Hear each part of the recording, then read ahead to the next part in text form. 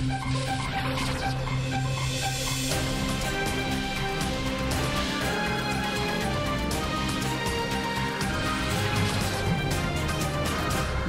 14, 35, 6. Iz ljubljanskega studia 136. 8, 3, 12, 7. Nina Zidar Klemenčič, pravna zastopnica predsednika SDS Janeza Janše, od kolumnista Vlada Miheljaka zahteva, da prekliče trditve iz svoje kolumne v časniku Dnevnik oziroma se zanje opraviči. 38, 62, 43, 7, 15, 12, 13, 4.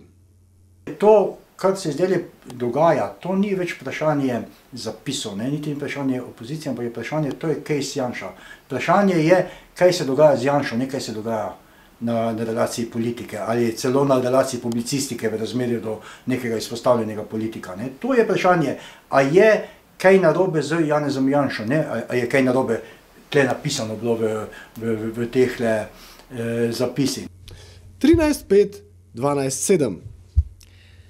V vaši kolumni v časopisu Dnevnik ste 7.1.2009 71209 izjavili, da je naša stranka gospod Janez Janša za seboj pustil precejšnje opustošenje, izpraznjeno državno blagajno, zapravljene prihodke za ceste, razmetavanje državnega denarja za predvolilne golaže. Konec citata. 82, 7, 3, 4. Ne, pa ni 4 na koncu, 7. Ne, 9. 9 je na koncu. Lete, če bi jaz mislil, da ni res, potem tega ne bi napisal. Ne? Še nikoli nisem nekaj pisal, kar sem mislil, da ni res. Ne? Ampak seveda, opravičil se pa bom, to se pa spodobi in se bom zelo potrudil za to opravičilo. Opravičilo bo tako, da bo po mojem Janša gotovo navdušen, ko ga bo prebral. 13, 7, 8, 13, 7, 8, 30... Jaz bom tudi pojedla tableto in bom potem malo čudna. Hrast, macesen javor, hruška, jelka, smreka. Brest, vrba. Halo? Leska, Ne moraš lešniki. pojesti tablete, sploh pa nisi imela tablete. Jabolko, črešna. In ko smo že ravno pri tožbah, Ministrstvo za pravosodje je v okviru letošnjega vladnega normativnega programa predvidelo Macesen. 22 zakonskih sprememb. Minister za pravosodje Aleš Zalar pravi, da je med drugim predvidena tudi ustavno-sodna ureditev položaja pravosodnih funkcionarjev, razbremenitev sodišč, razvoj alternativnega reševanja sporov in prenova kaznovalnega prava. Javor, hrast, macesen, brest, hruška, Ker nisi imela jabolko, tablete, ne moreš biti čudna, kar nekaj se delaš. češnje, Delaš se. jelka, delaš se, smreka. Dela se. To pa ne pomeni, da imamo mi zdaj v roki neko čarobno paličico. Vedno bo določen odstotek ljudi in podjetij želel, in tudi prav je tako, dobil svojo končno razrešitev spora na sodišču. Mi želimo samo odpreti več možnosti. Bukev, hrast, javor, jesen, smreka, jelka, Čarobna paličica. vrba. Spreminjam te nazaj v Katjo. Pa res? Ja, kako ti pa to uspelo? To ni čarobna paličica in ti prej nisi imela tablete, ampak se sam nekaj presravaš, ber. Ker so kosila v Državnem zboru Republike Slovenije občutno cenejša od marsikaterega študentskega bona v Ljubljani, so se študentje včeraj opoldne odločili, da se bodo šli nahraniti kar tja. Do parlamentarne kuhinje jih je prišlo le 7. Ostali so čakali zunaj. V upanju, da bodo tako predstavnike ljudstva opozorili na njihovo situacijo, saj morajo za prehrano odšteti več kot precej bolje plačani kolegi iz poslanskih klopi. Tudi tisti trije, ki so jim pred parlamentom postregli s toplim čajem. Jaz bi začela podlagati sliko, ki je v videu pred izjavo že prej, ko se bere. Shit. Z nekaterimi smo se dogovarjali, nekateri so to tudi obljubili, tako da upamo, da študentov ne bodo pustili zgolj na hladnem pokrati. V vsakem primeru je nepravično, da bi breme časa prevzeli nase najšibkejši in tisti, od katerih si država obeta nositeljstvo prihodnega razvoja. Ta isti trije poslanci, ki so včeraj postregli čaj, Matevž Frangež, Luka Juri in Dejan Levanič, predlagajo prenovo državnih in javnih informacijskih sistemov.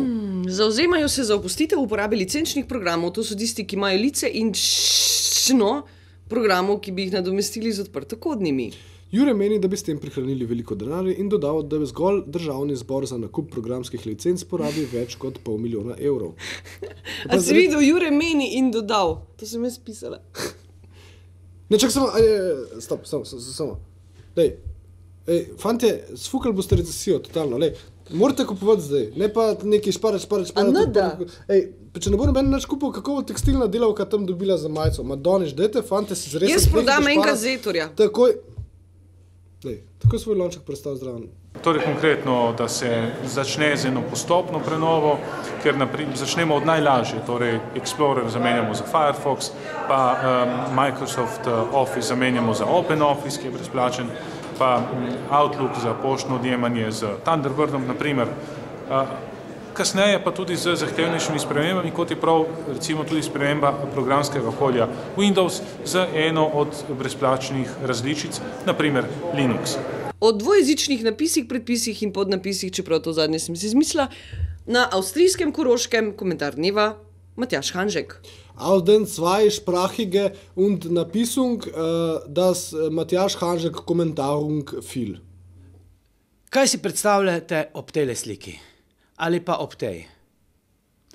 Vneti, pa tudi manj vneti zagovornike pravice slovenske manjšine na avstrijskem Koroškem se takoj spomnijo pokojnega koroškega deželnega glavarja Hajdarja. Lahko na izust naštejo množico njegovih poskusov, kako manjšini preprečiti, da bi uživala tiste osnovne pravice, ki grejo tako po avstrijskih in evropskih pravnih normah kot etičnih standardih. Spomnimo se bojo podiranja dvojezičnih napisov, prištevanja krajev, katerim napisi pripadajo in katerim ne. Spomnili pa se bojo tudi manipulacij s poskusi ustavnega zakona, ki bi zaobšel odločbo avstrijskega ustavnega sodišča. Mimogrede, to Hajdarjevo manipulacijo je takratna slovenska vlada podprla. Na srečo koroški Slovenci in avstrijski socialdemokrati na njo niso pristali. Najbrž se spominjajo tudi Hajdarjevega neuspešnega poskusa z referendumom o dvojezičnih napisih. In na koncu mi bojo zanesljivo pritrdili, da je na sliki prikazana rešitev ponižujoča do manjšine. Manjši slovenski napisi od nemškega že nadaleč kaže na podrejenost manjšine, ki neki ljubeznivi rasisti odrejajo skromen prostorček v skritem in neupadljivem kotu človekovih pravic. Ali kot je dejal takratni avstrijski kancler, dodatne slovenske table, ki bi bile dodane enojezičnim, niso ustrezne, saj mora biti dvojezičnost zagotovljena na enakovreden in nezapostavljen način. Mene pa poleg prej omenjenega na sliki spominjate še na marsikaj drugega, in sicer na domačo razumevanje pravic manjšin, ki ni drugačno od heimatdienstovske. Vse prej omenjene aktivnosti lahko v čisti obliki najdemo pri nas doma, istospolnim nestrpneži priznavajo pravico do življenja, a ne naj se ne kažejo v javnosti in s tem izzivajo, bi dodali. Izbrisanim bi z ustavnim zakonom izigrali odločbo ustavnega sodišča. Če muslimani že morajo imeti svoj verski center, pa bi jim porezali minaret, da ne bi provociral v čisti slovenski vodi oprane čistunske duše, kar me zelo spominja na napise, ki smo jih prej pogledali. Zraven bi pritaknili še referendum kot najvišjo voljo ljudskih množic. Če taka razmišljanja nestrpnežev še nekako prenašam pri navadnih ljudeh, pa tega ne morem sprejeti, ko jih izrekajo najvišji politiki. Nad prejšnjo oblastjo sem že obupal. Upal sem, da se bo vsaj politika, ki se ima za socialdemokratsko, vzdržala podpore rasistom. A me je predsednik vlade Pahor postavil na realne tla. Muslimanski center da, ne more pa biti takšen, da bi svojo podobo izzival nestrpnost tistih, ki mu nasprotujejo, je dejal. Torej, naj bi ustrezal tistim, ki imajo pomisleke, na kratko, rasistom. S to izjavo se je Pahor tudi pri razumevanju pravic manjšin izenačil s svojim predhodnikom. Zakaj hudiča smo sploh imeli volitve? Slovenija, Slovenija, Slovenija. Kulturac.